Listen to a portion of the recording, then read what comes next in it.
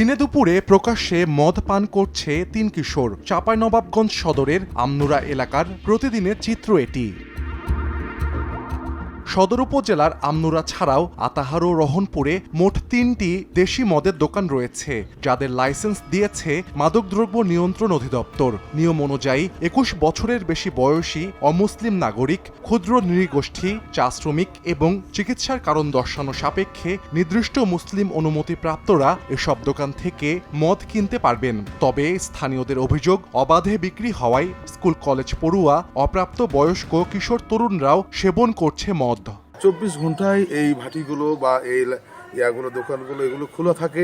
যত্রতত্র যে কেউ যে মদ খাচ্ছে, এজন্য আমাদের অবশ্যই সামাজিক ও নৈতিক অবক্ষয় ঘটছে। তরুণরা টাকা কোথায় পাবে? এর ফলে তারা চুরির দিকে ঝুঁকে যাচ্ছে, ডাকাতির দিকে ঝুঁকে যাচ্ছে, ছিনতাইয়ের দিকে ঝুঁকে যাচ্ছে। মাতাল অবস্থায় রাস্তায় যে চলাফেরা করছে, নারী বা মহিলাদেরকে যে বিভিন্ন ধরনের অসম্মানজনক কথাবার্তা বলছে। এদিকে মাদক সেবীদের সংখ্যা বাড়ায় প্রকাশ্যে বেড়েছে ইফটিজিং, ছিনতাই সহ বিভিন্ন অপরাধমূলক কর্মকাণ্ড।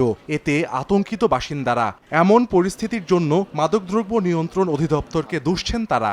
মাদক সেবনের যে সরকারি সময় বা বিধি দেওয়া আছে, সেই বিধি আকারে যেন পরিচালিত হয়।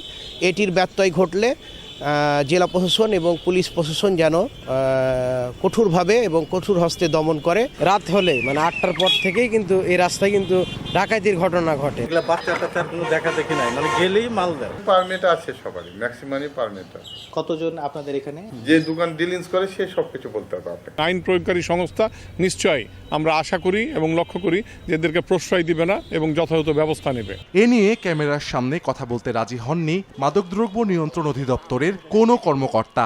মদের দোকানের এমন কর্মকাণ্ডে উদ্বিগ্ন খোদ পুলিশও। আমরা সেখানে টহল কার্যক্রম পরিচালনা করছি যে কোনো অপ্রাপ্ত বয়স্ক বা যার বাংলা মদ বা মদ খাওয়ার লাইসেন্স নেই, এই ধরনের কোনো ব্যক্তি বা ব্যক্তিবর্গ এগুলো খাচ্ছে কিনা সেটা আমরা মনিটরিং করছি। লাইসেন্সের যে শর্তাবলী আছে, যতটুকু আপনাদের মজুত করার প্রয়োজন এর বেশি আপনারা মজুত করবেন না, তাহলে আমরা বিধি মোতাবেক সেগুলো জব্দ করে বিজ্ঞ আদালতে সোপর্দ করব।